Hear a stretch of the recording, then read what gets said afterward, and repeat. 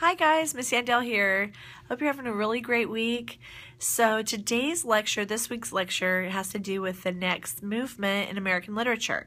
The movement we'll be discussing, however, is another movement within a movement. This one happened within the realism movement. So it's called naturalism, and I want you to go ahead and pause me if you need to and get that handout available so we can kind of read through the notes together. As you may notice, the root word of naturalism is nature. So I find that sometimes people get confused between this movement and transcendentalism because, as you'll recall, transcendentalism, which comes from the Romantic movement, is very much about nature and how beautiful nature is and how spiritual it is and how connected we can be to the oversoul while we're in nature. But naturalism is very different. I often describe it as a darker version of nature, although that's debatable. But it's coming out of realism, and it's different. So here in this movement, we talk about nature, but we talk about the graphic realities of nature, sometimes the brutal realities of nature, and how things aren't always ideal. And so while nature can be beautiful, I mean, everybody would say that's true, these guys really focus on, or this movement really focuses on, things about nature that maybe we don't want to think about sometimes. I will say this already early on. I usually talk about relevance after we discuss, but it's really easy to tune out of this movement. It's easy to say, well, this doesn't apply to me. This is kind of harsh, or I don't understand this. But really, if you watch the news or you listen to people, you hear stuff like this happening all of the time. Because honestly, this naturalism is a reality. It may be not your reality or your preference. It's certainly not my reality and my preference. However, you can't say that it's not a valid part of understanding the world as we know it today. So as using that as a preface, let's go ahead and get into the notes and talk about and explore this movement within realism called naturalism. All right, let's take a look at when it happened. You'll see in the very first note, it says the late 19th and early 20th centuries is when this movement was really occurring and gaining momentum. So that means the late 1800s into the 1900s is where we see this, and as transpiring within this realistic movement. In the next note, it says this is the application of principles of scientific determinism to literature. So if you have your notes, and I'm going to go ahead and underline with you so we're all on the same page together and we're making the same notations, underline the phrase principles of scientific determinism. And what they're going to be using is scientific determinism and then applying that to literature, to characters, to plot lines, to setting. All sorts of things can be applied and can be used. So scientific determinism refers to things that are already determined. Scientifically determined. Do you understand how science can be seen as what is real? The exploration of science is to find truth. Good, bad, ugly, right? Pluto's not a planet. I hate that. I think of it as a planet. I memorized it as a planet when I was younger. So therefore, Pluto is a planet. But, kids today, it's not a planet. It's not a planet, okay? So anyway, these things that can be determined through science. There's no argument. It is what it is. So, okay, some of us can really appreciate that, right? Let's go on. It draws from its basic assumption that everything real exists in nature, conceived as the world of objects and actions and forces that yield their secrets to objective scientific inquiry. Okay, so here we go again. We talked about scientific determinism, but please underline the phrase, their secrets to objective scientific inquiry. While I maintain that this is a darker view of human nature, you need to understand that they would never place that judgment of darker on it. They would say, no, this isn't darker. This is just how it is. And I certainly understand that. I'm telling you that because I understand it. For me, it seems darker, but it's not for everybody. It's just what it is. It's reality, right? Okay, so let's move on. let's go to the next part. The naturalistic view of human beings, because not only are we talking about nature, like water and mountains and this, that, and the other things that we think about, but also human nature. It says human beings is that of animals in the natural world. Did you just hear that? Because I kind of butchered that sentence reading. The naturalistic view of human beings is that of animals in the natural world. Do you hear science? Do you hear Darwin coming out here? Modern science here? That they see human beings as just animals, as in created creatures. I mean, we're just human animals responding to environmental forces and internal stresses and drive, none of which they can control or understand. So underline the phrase, none of which they can control or understand, and underline environmental forces and internal stresses. So really this is talking about a scientific determinism.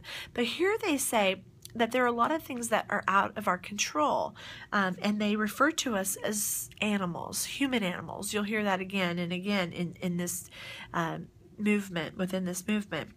But they're talking about the environment. There are things in our environment that shape us in ways that change us, that mold us into the people that we become, and then the internal stresses.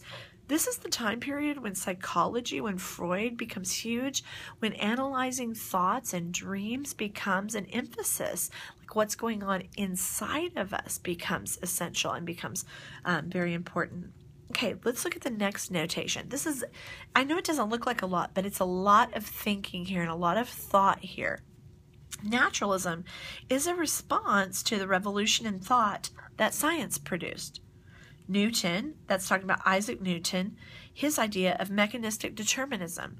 Well, Stephen Crane is one of those like this, and he writes some pieces like this that have to do with this. Newton's mechanistic determinism, seeing the world as a machine, like the universe is a machine. It doesn't care about you. And here's how I like to relate this to our own world is, I don't know if you've ever lost a family member or somebody that's really important to you, or maybe a relationship that just was the center of your universe and something happened and it was absolutely devastating and you really believed that the whole world should shut down because of it. And I've thought that so many times at funerals is I just wish everybody in the world, I wish the world would shut down and honor this person who was such an integral part of it. But the world keeps turning as the world turns, right? Does anybody remember that? That's from the soap opera days, right? But the world keeps turning. Things keep going on. Despite what you're going through, despite your personal meltdowns or successes, the world keeps going on. And so this mechanistic determinism is this idea that we really are just animals. Our lives, our struggles, our triumphs don't affect gravity. They don't affect seasons. You know, just because we're having a bad hair day doesn't mean that the world's going to stop for us. Does anybody hear what I'm saying right here? That there are things that are truth. This is truth. It's true. The world doesn't stop. Okay? And let's move on. And one of the things, the next thing he says is Darwin, and we're talking about Charles Darwin, his sense of biological determinism, and the inclusion of the metaphor of the competitive jungle out to the side. Please write survival of the fittest, that it has used perhaps more often than any other. So when we get into Darwin, here's another major naturalistic thinker, and Isaac Newton was someone that they adopted his ideas and embraced this idea of the universe as a mechanism. Charles Darwin, you guys know some of his major ideas are the ideas of evolution. Survival of the fittest is something that naturalists in their literature really put forward. Because the truth is it's not always the people who should get promotions who get promotions, right? There are some things that come into play. Survival of the fittest sometimes. You know, I know people who don't think anything of stabbing people in the back to get ahead. And this isn't a new thought. You know, I teach humanities too as well. And even beyond humanities too. But one thing that we talk about is Machiavelli, and I don't know if any of you remember this. This is just a side note, by the way. But the idea that people are really expendable, I mean, who cares? This kind of is reflected in this, is this whole idea of a competitive jungle, that only the strongest or most fit survive and other people are wiped out in the process. If you're not strong enough, you don't survive. Okay, so I mean, these are kind of brutal realities. Are they true? Well, yeah, sometimes. Yeah, I can see how that would be true and how we can see that to be true. But anyway, the biological determinism is essential too. And one thing I want you to write in the margin, just so you think about this, is there are things about us that are determined, talking about scientific determinism, that are very difficult, if not impossible, to change. Now, this is changing. I mean, we hear a lot about gender, people changing genders, and so, but there are things at birth that are true for us and of us. Like, for instance, my gender at birth, I was a female. I didn't choose whether I was going to be a man or a woman. Do you hear what I'm saying? Like, I didn't choose that. I didn't get to choose how tall I would be. I didn't get to choose what my eye color is. Now, there are things, as I was saying a minute ago, that we can change and sometimes slightly or massively alter in our lifetimes. But when we're born, people respond to us in specific ways.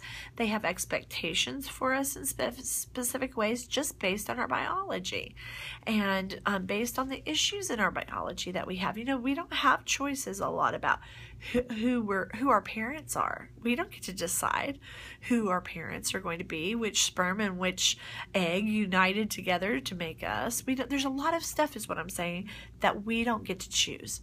And a lot of that affects who we are, who we become, how we're treated, our early self-esteem, notions of self and identity. Does anybody hear what I'm talking about right now? So a lot of things are impacted. A lot of things are out of our control that greatly impact who we are and who we become. So we're going to talk about something else right now. So please circle Karl Marx. Now, you may have heard a lot about Karl Marx recently. There's a lot of talk about socialism in the United States today, and European socialism, etc., with this political process that's going on right now. But let's take a look at what it says. Marx's history as the battleground of economic and social forces. Let's look at that and just put that into perspective. All of this stuff just goes right together. But Marx is talking about a classless society, seeking a classless society. But in the context of naturalism, what it's saying is that, you know, I don't have any control over how much my parents make, whether I'm rich or whether I'm poor. I have no control over whether or not that I grow up with everything or barely anything. I don't control that. There are things that are outside of our control. And one thing that's important here is that whether or not we had or had not, it impacts us. Our expectations, where our glass ceiling hits, where it is. You know, there are things about who we are that are shaped because of economy and because of social status. And that's what is being said here. Does that make any sense? I hope you guys are following me. And the last one that's here on this is Sigmund Freud. And those of you who have had psychology, no doubt, have talked about Sigmund Freud, a very important thinker of this time period. But let's read that. His view of the determinism of the inner and subconscious self. Freud did a lot of study and on dreams and dream analysis. It's from here on that people start analyzing literary dreams that happen.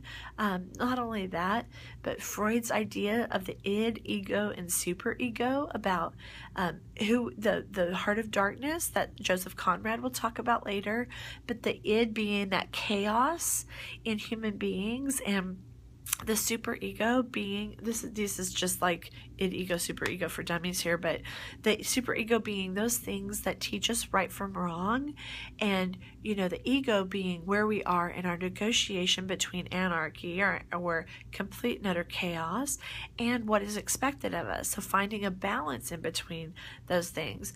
I wish we had a lot more time because there's a lot more to say with id, ego, and superego. I think and just that negotiation of whether we tend to be closer to the chaos or closer to structure, and it impacts us and society in general, those things that we think. And let me just give you an example with Freud, okay? Because when I'm talking about id, there are people, and you read about this on the news, who, these people that gang up on some homeless guy and beat him senseless for no apparent reason. That's very animalistic behavior. And we're talking about a time period where humans are